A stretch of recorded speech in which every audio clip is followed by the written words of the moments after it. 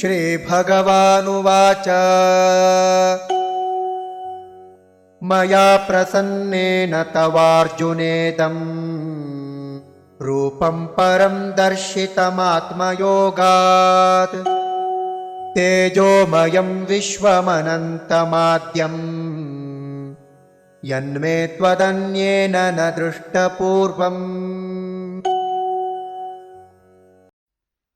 श्री भगवान् उवाच मया प्रसन्नेन तव अर्जुन इदं रूपं परं दर्शितम् आत्मयोगात् तेजोमयं विश्वम् अनन्तम् आद्यं यत् मे त्वत् अन्येन न दृष्टपूर्वम्।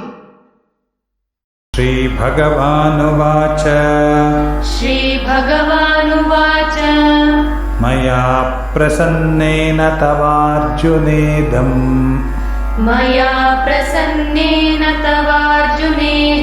रूपं परं दर्शितमात्मयोगात्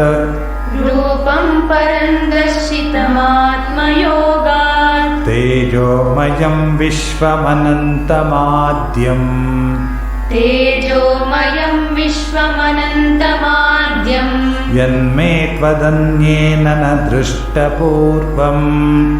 यन्मे त्वदन्येन न दृष्टपूर्वम्। मया प्रसन्नेन तवार्जुनेदं रूपं परं दर्शितमात्मयोगात्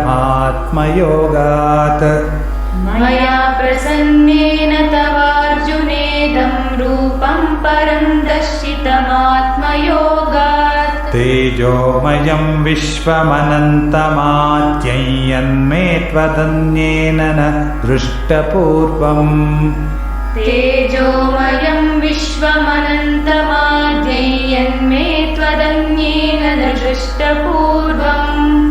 मया प्रसन्नेन तवार्जुनेदं रूपं परं दर्शितमात्मयोगात् तेजोमयं विश्वमनन्तमाद्यं यन्मे त्वदन्येन न दृष्टपूर्वम्।